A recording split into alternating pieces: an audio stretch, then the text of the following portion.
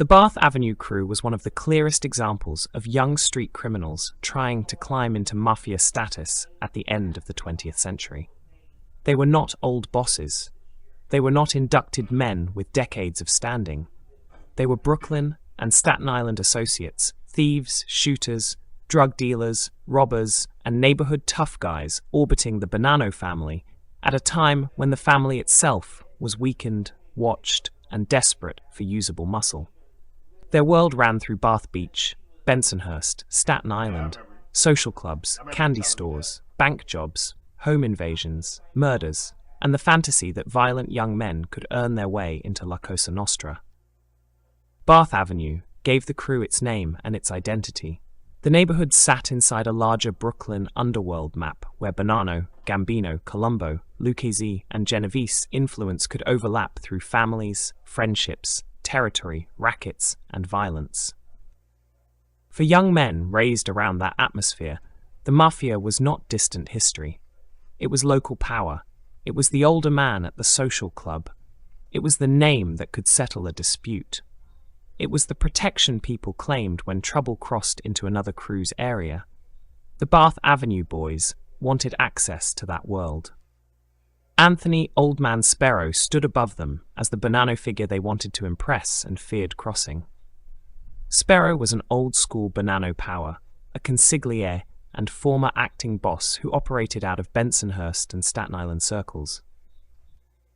He represented the formal family structure: rank, rules, obedience, and punishment.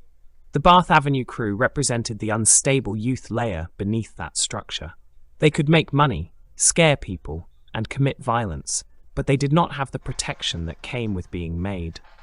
That gap shaped their rise and their destruction. The crew has often been described as a Bonanno farm team. That phrase captures the danger and the illusion. A farm team suggests young talent waiting to be promoted. But in mafia life, promotion was never guaranteed. A young associate could rob, shoot, collect, and risk prison for years without ever receiving a button. The older men could use his hunger without giving him membership. The Bath Avenue boys believed violence would prove loyalty. The family saw useful tools that could also become liabilities. Paul Galino became the most important early figure inside the crew. Known as Paulie G, he led the group and wanted to rise into the Bonanno family. He had ambition, violence, and neighborhood standing. He was tied to the world of Tommy Karate Patera and came up around men whose reputations were already soaked in murder and drug money. Galino wanted to be recognized as more than a street kid. He wanted the old men to see him as mafia material. That ambition was the core weakness. A young associate can become dangerous to his enemies, but he can also become dangerous to the men above him. If he earns without discipline, he creates heat. If he threatens people without permission, he creates wars. If he believes his own violence makes him equal to a made man, he breaks the rules of the world he is trying to enter. Galino's rise carried all of those risks. The Bath Avenue crew committed robberies, burglaries, drug crimes, assaults, and shakedowns. They were not an elegant criminal boardroom. They were young men trying to earn fast and gain a reputation faster. Some accounts tied them to small robberies at stores and local businesses. Others placed them around drug activity and nightlife protection. In that world, one robbery could buy a car, one assault could build fear, and one connection to a Bonanno elder could make a teenager believe he was closer to power than he really was. The crew's relationship to the Bonanno family gave them currency. Prosecutors and law enforcement sources later described how the crew could pay upward and invoke the Bonanno name when territorial disputes came up. That was the bargain. Young criminals gained the right to use a family's shadow, and the family gained money from crimes it did not have to manage directly.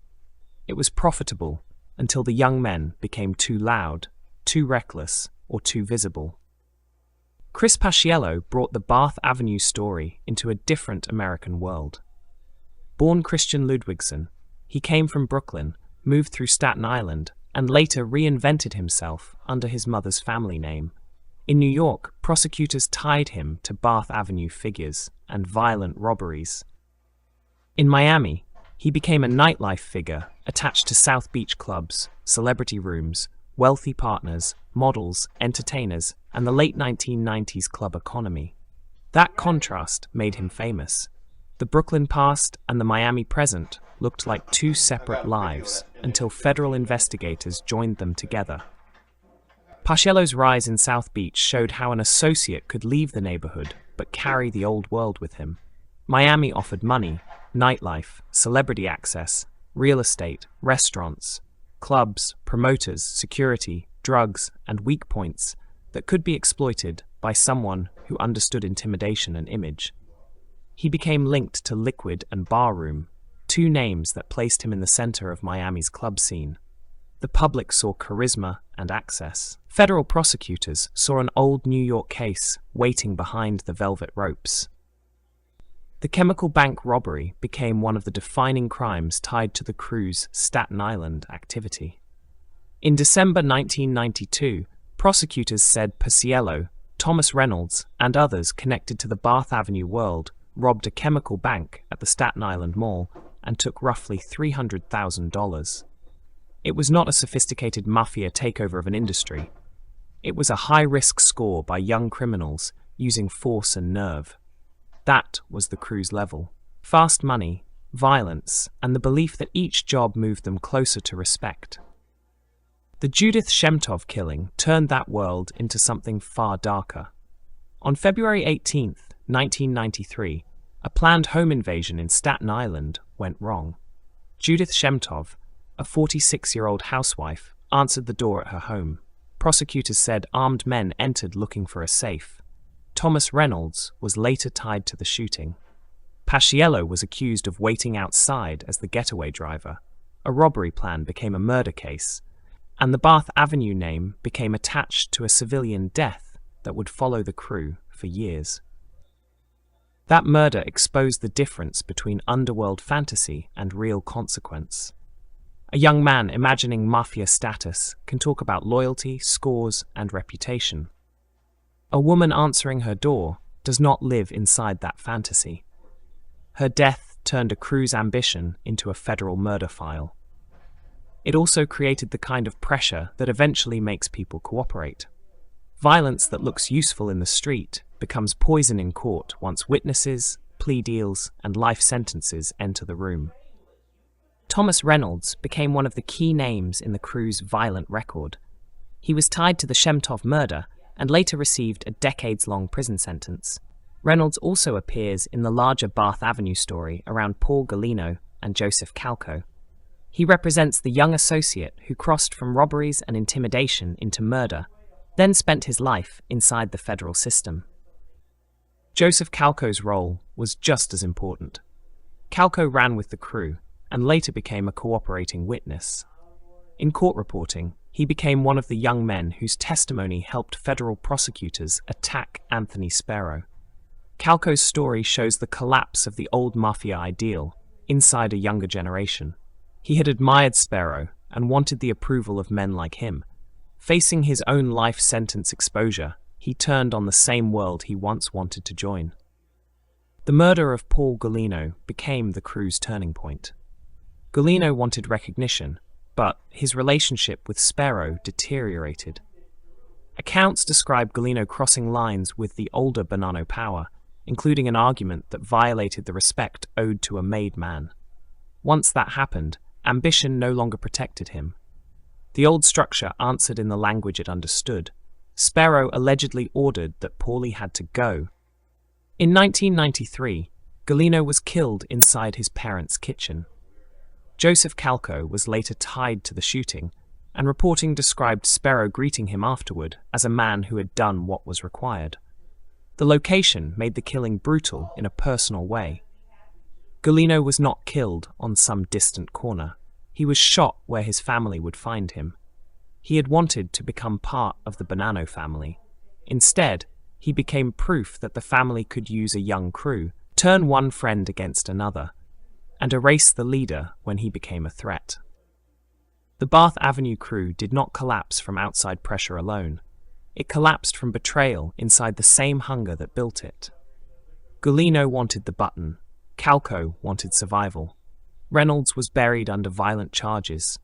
Paciello reinvented himself in Miami before New York caught up. Jimmy Calandra became another name associated with the crew's later cooperation world. The young men who once believed they were brothers and future mafia soldiers became witnesses, defendants, prisoners, and cautionary examples. Jimmy Calandra later became one of the most visible former Bath Avenue figures through interviews and public storytelling. His value in the historical record comes from the way his life shows the crew's internal culture. Young men, numbers, loyalty symbols, crimes, rivalries, and a belief that the Bonanno family sat just above them like a prize. Calandra's later cooperation and public accounts also show how far the old code broke down when the federal system placed pressure on the crew. The ankle number story became one of the crew's strangest symbols. Reporting and former member accounts described members with numbers tattooed near their ankles, 1 through 7, tied to the idea that they were bound together. That kind of symbol fits the psychology of the crew. They were not made men. They did not have official mafia status, so they built their own identity underneath the official structure. A number became their version of rank, brotherhood, and belonging. But symbols do not hold under murder pressure. The crew's supposed brotherhood could not survive orders from above, fear of life sentences, and the selfish logic of self-preservation. When Gulino died, the number system meant little.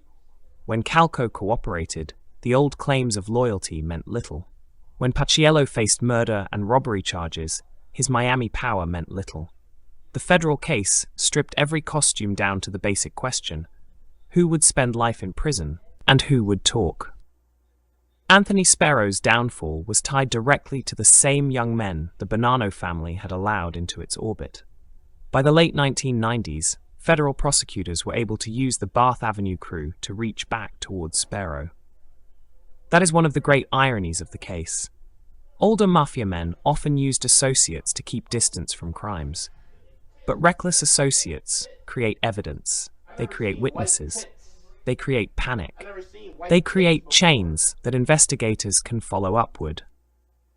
In 2001, Sparrow was convicted of racketeering and murders, including the killings of Luis Tuzio, Vincent Bickelman, and Paul Gulino. He was later sentenced to life in prison. The Bath Avenue crew helped bring down the very old man some of them had tried to impress. The Paciello lane gives the story its second act. In Miami, he had become a nightlife operator with access to celebrities, investors, and South Beach power. The old Brooklyn case followed him into that world. Federal prosecutors charged him in connection with racketeering, murder, and bank robbery, linking his glamorous public image to the Shemtov killing and Old Bath Avenue activity. In October 2000, he pleaded guilty in connection with the case. His South Beach rise collapsed into the same Brooklyn history he had tried to outrun. Paciello's transformation made him different from the others. Gulino died before he could become what he wanted. Reynolds went to prison for decades. Calco became a witness. Paciello built a public life outside New York, then watched the old crew's crimes tear through it. His story is one of reinvention, interrupted by consequence. He was not only a street kid from the old neighborhood anymore, he had become a Miami figure whose indictment turned nightlife gossip into federal crime history. The Miami chapter also shows how mafia-adjacent figures could move into legitimate-looking businesses. Nightclubs offered cash, status, access to drugs, security crews, celebrity protection, and power over doors, rooms, promoters, and rivals. A man who understood force could become useful in that world. He did not need to be a made man to profit. He needed nerve, connections, and a reputation that made people believe he could solve problems or create them. But nightlife status is fragile when old murders surface. Once the Shemtov case came forward, Paciello's public image changed. The same connections that once made him powerful became part of the fascination around the case. Celebrities, club partners, bail hearings, Miami money, New York prosecutors, and Brooklyn witnesses all collided. The man who seemed to have escaped the old neighborhood became one of the most famous examples of the Bath Avenue past, catching up with someone in another city.